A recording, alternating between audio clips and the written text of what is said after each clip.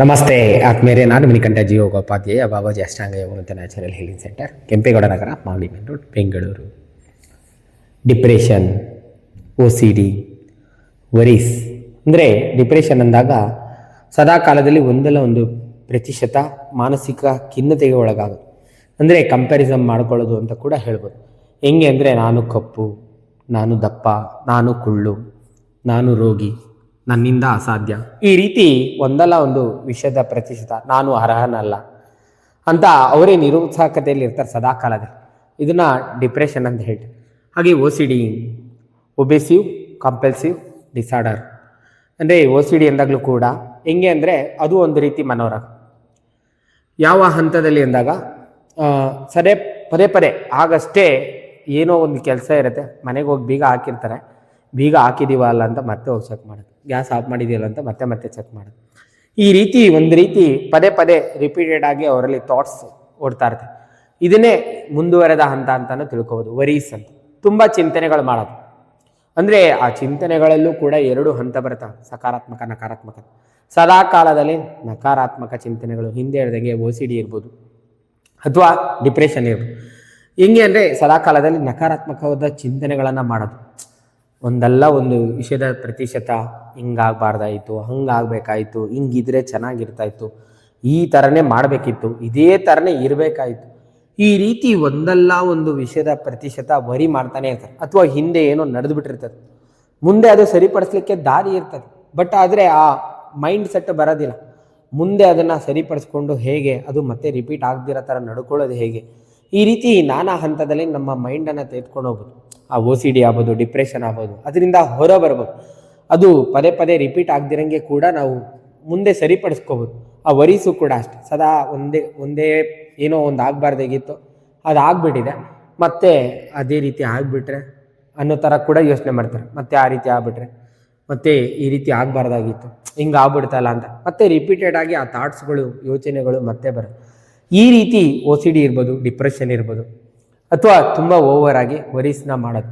ಮತ್ತು ಕೆಲವರು ಇನ್ನೂ ಹೆಂಗೆ ಯೋಚನೆ ಮಾಡ್ತಾರೆ ಅಂದರೆ, ಮುಂದೆ ಏನೋ ಇರುತ್ತೆ ಅದನ್ನು ಈಗಲೇ ಯೋಚನೆ ಮಾಡೋದು, ಮುಂದಿಂದು ಬಗ್ಗೆ ದೊಡ್ಡ ಮಟ್ಟದಲ್ಲಿ. ಬುದ್ಧರ ಒಂದು ವ್ಯಾಖ್ಯೆ ಇದೆ, ಅದ್ಭುತವಾಗಿದೆ, ನಿನ್ನೆದನ್ನು ನೆನೆಯಬಾರ್ದಂತೆ. ನಿನ್ನೆದು ಏನು ಮಾಡುತ್ತೆ ಅಂದರೆ ಚಿಂತನೆಗಳನ್ನು ಮೂಡಿಸುತ್ತೆ, ನಾಳೆದೇನು ಮಾಡುತ್ತೆ, ನಾಳೆದ ಬಗ್ಗೆ ಆಶಾ ಗಾಳಿ ಗೋಪುರ ಕಟ್ಟಬಾರ್ದು, ಅದು ಭಯ ಮತ್ತು ಆತಂಕವನ್ನು ಉಂಟು ಮಾಡುತ್ತೆ ಅಂತೇಳಿ. ಪ್ರೆಸೆಂಟಲ್ಲಿ ಇರೋದು ಆನಂದವನ್ನು ಉಂಟು ಮಾಡುತ್ತೆ. ಹಾಗಾಗಿ ನಿನ್ನೆ ಏನೋ ನಡೆದು ಬಿಟ್ಟಿದೆ, ಅದರ ಬಗ್ಗೆನೇ ತುಂಬ ಚಿಂತನೆಗಳು ಬೇಡ, ಅದನ್ನು ಯೋಚನೆ ಮಾಡಿ ಡಿಪ್ರೆಷನ್ಗೆ ಹೋಗೋದು ಬೇಡ, ಅಥವಾ OCDನೂ ಬೇಡ. ಒಂಥರ ಅನುಮಾನಾಸ್ಪದವಾಗಿ ನಾವು ಬಿಹೇವ್ ಮಾಡೋದು ಬೇಡ, ಪದೇ ಪದೇ ನಾವು ಮಾಡಿದ್ದೀವೋ ಇಲ್ವೋ ಅನ್ನೋದು ನಮಗೆ ಅನುಮಾನ ಇರೋದು, ಅದನ್ನು OCD ಅಂತ ಕರೀತೀವಿ. ಅಥವಾ ತುಂಬ ವರೀಸು ಮಾಡೋದು ಬೇಡ, ಹಂಗಾಗಬೇಕು, ಹಿಂಗಾಗಬೇಕು, ನಾಳೆ ಹಂಗಾಗಬೇಕು, ಯಾವುದ್ರ ಬಗ್ಗೆನೂ ಬೇಡ. ಪ್ರೆಸೆಂಟಲ್ಲಿ ಇರೋದು ಮಾತ್ರ ನಿಜ, ಅದು ಆನಂದವನ್ನು ತಂದುಕೊಡುತ್ತೆ.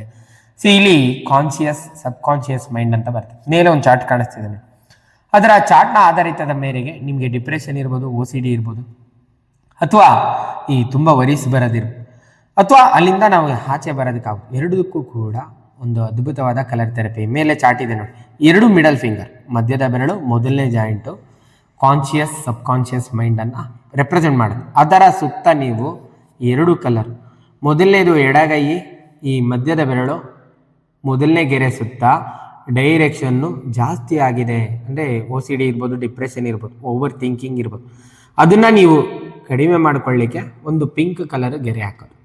ಎಲ್ಲಿ? ಅದರ ಸುತ್ತ, ಮೊದಲನೇ ಜಾಯಿಂಟು ಸುತ್ತ, ಈ ರೀತಿ. ಹಾಗೆ ಇದು ಬಲಗೈ, ಮಧ್ಯದ ಬೆರಳು ಮೈಂಡನ್ನು ರೆಪ್ರೆಸೆಂಟ್ ಮಾಡುತ್ತೆ. ಮೊದಲನೇ ಜಾಯಿಂಟ್ ಸುತ್ತ ಮೈಂಡ್, ಅದರ ಕಾರ್ಯಕ್ಷಮತೆ ಚೆನ್ನಾಗಿ ನಡೀಲಿಕ್ಕೆ ನೀವು ಒಂದು ಪಿಂಕ್ ಕಲರನ್ನು ಈ ರೀತಿ ಹಾಕೋದು.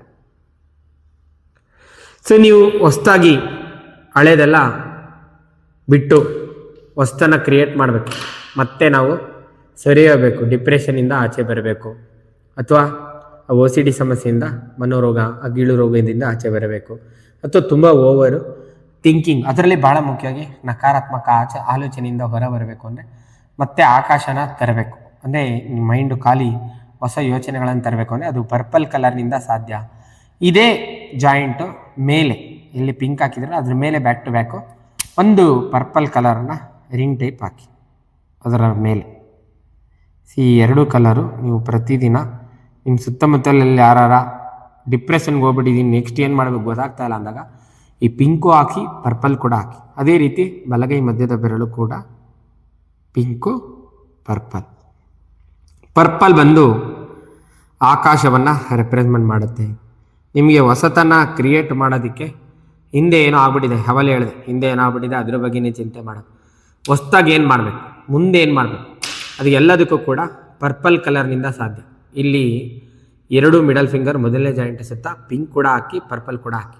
ಡಿಪ್ರೆಷನ್ ಇರ್ಬೋದು, ತಮ್ಮ ಸುತ್ತಮುತ್ತಲು ಕೂಡ ಹೇಳ್ತಾ ಇರ್ತಾರೆ, ಅವಳು ಏನೋ ಈ ಥರ ಆಗ್ಬಿಡ್ತು, ಫೇಲ್ಯೂರ್ ಆಗಿಬಿಡ್ತು, ಲವ್ ಫೇಲ್ಯೂರ್ ಆಗಿಬಿಡ್ತು, ಡಿಪ್ರೆಷನ್ಗೆ ಹೋಗ್ಬಿಟ್ಟಿದ್ದಾರೆ ಆ ರೀತಿ. ಅಥವಾ ಏನೋ ಕಳ್ಕೊಂಬಿಟ್ರು, ಅದರಿಂದ ಅವರು ಡಿಪ್ರೆಷನ್ಗೆ ಹೋಗಿದ್ದಾರೆ, ಹಿಂಗಾಗಬಾರ್ದಾಗಿತ್ತು.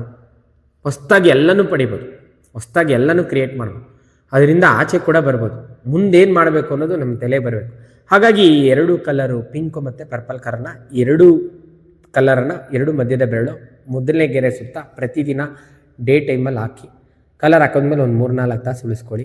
ಈ ಡಿಪ್ರೆಷನ್, OCD, ಓವರ್ ಥಿಂಕ್ ಮಾಡೋದು, ವರೀಸಿಂದ, ಅದರಲ್ಲೂ ಭಾಳ ಮುಖ್ಯವಾಗಿ ನೆಗೆಟಿವ್ ಆಗಿ ಥಿಂಕ್ ಮಾಡೋದು, ಅದರಿಂದ ಅಥವಾ ಆ ಯೋಚನೆಗಳು ರಿಪೀಟೆಡ್ ಆಗಿ ಬರ್ತಾ ಇದ್ದರೆ ಹೊಸ ಆಲೋಚನೆ ಮೂಡಬೇಕು, ನೆಕ್ಸ್ಟ್ ಏನು ಮಾಡಬೇಕು ನಾವು ಅನ್ನೋದು ತೋಚಬೇಕು ಅಂದರೂ ಕೂಡ ಈ 2 ಕಲರು ಅದ್ಭುತವಾಗಿ ಸಹಕಾರಿಯಾಗುತ್ತೆ. ಸೊ ತಮ್ಮ ಸುತ್ತಮುತ್ತ ಯಾರು ಈ ರೀತಿ ಸಮಸ್ಯೆಯಿಂದ ಬಳಲ್ತಾ ಇದ್ದರೆ ಅವರಿಗೆ ಈ ವಿಡಿಯೋವನ್ನು ಶೇರ್ ಮಾಡಿ. ಈ ವಿಡಿಯೋದಲ್ಲಿರ್ತಕ್ಕಂಥ ಮಾಹಿತಿಯನ್ನು ಸದುಪಯೋಗಪಡಿಸ್ಕೊಳ್ಳಿ. ತಮಗೆಲ್ಲರಿಗೂ ಒಳಿತಾಗಲಿ. ಶುಭ ದಿನ. ನಮಸ್ಕಾರ.